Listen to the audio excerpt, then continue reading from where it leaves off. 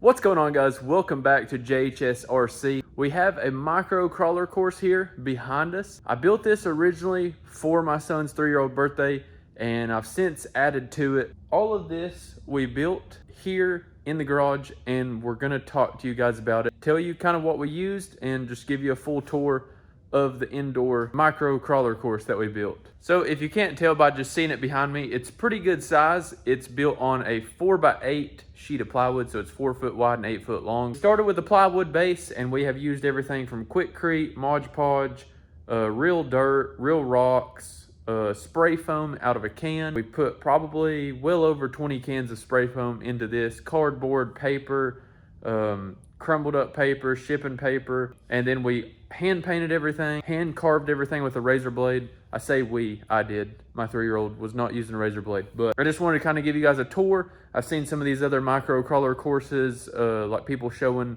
their course and stuff, so I wanted to kind of show you guys what we have to work with here. I haven't quite named everything, but I'm going to go ahead and show you the course now. So here is the course. It's not 100% done, and we have been playing with it a lot, so it kind of needs a revamp and a repaint. This Great Stuff foam, after you climb on it a lot, the paint does kind of chip and wear over time. And then this is the first area that I used the plaster wrap. This was my first encounter with plaster wrap, and I also ended up using some actual plaster that you mix up because I wanted to get rid of all the little pinholes. So I ended up literally glazing this entire thing. So these are cardboard boxes where you can see the edges, and this stuff is hard as a rock because after it was all plastered and dried, I fully painted it, and then I fully covered it in Mod Podge, which is like a glue, it's a glue that dries clear. After I clear coated it in Mod Podge, I think that's how you say it, Mod Podge, or however you say it, I sprinkled a bag of Quikrete,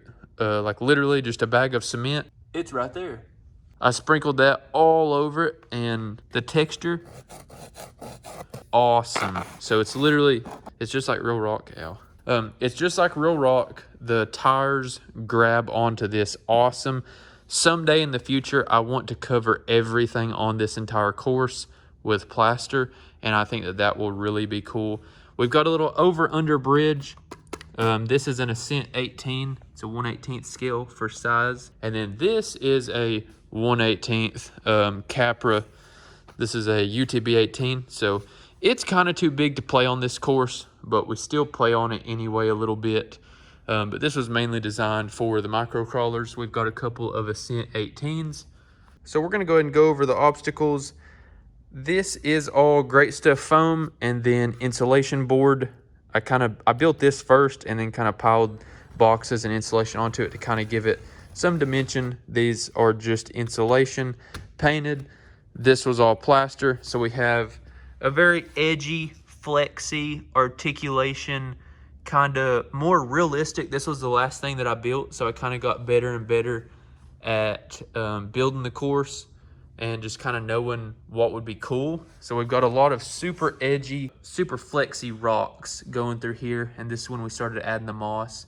So this is probably my favorite section of the course. This section is pretty cool too. I haven't fully painted it yet, but you can kind of see cardboard, and then just kind of made a stair step. And then all of this that looks like this is all carved out with a razor blade by hand. So there was a lot to carve on this. I tried to keep everything having a lot of dimension and change. And then this was pretty much the only area that I didn't carve a whole lot off of. We've got these two big boulders and a little V-notch right here. Moving on past the over-under bridge, we've got a little rock climb up this area. That's super fun. We've got a little cave right here. We've also got a little cave right here. We've got this big boulder in the middle after the big rock section. We've got some real wood right here for like a little log crossing. And then this is kind of the larger area. It's a mountain. For the minis, there's multiple different lines that kind of go up this mountain right here. This one right here on the left being my favorite because I don't know if it does it any justice on camera, but it's super steep. So you can see the big Capra up there and goes all the way down to right here. So pretty good size. And then if you bypass that hill climb and you don't go up here onto the mountain, Then you've got just some articulation rock through here. And you've got more of like an easier beginner-friendly hill climb right here. It's not crazy steep and it's not crazy rough. It's pretty smooth.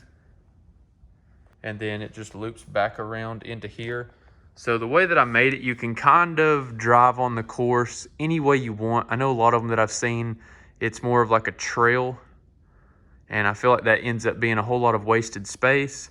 So I tried to make mine more of like a playground to where you could just kind of crawl anywhere you wanted. So that's going to be a quick little tour of the indoor course. We're working on a couple outdoor courses, and we are also working on a couple like public courses. And after I get all those painted in and concreted in, we'll probably do like some trail videos of actually doing those courses, or some course videos, I guess I should say. And we'll just try to keep bringing some cool RC content. If you like what you're watching, don't forget to get on there and hit that subscribe button. If you have a UTV 18 capper, I've got a YouTube video on the top 5 mods, or first 5 mods that you should do to it.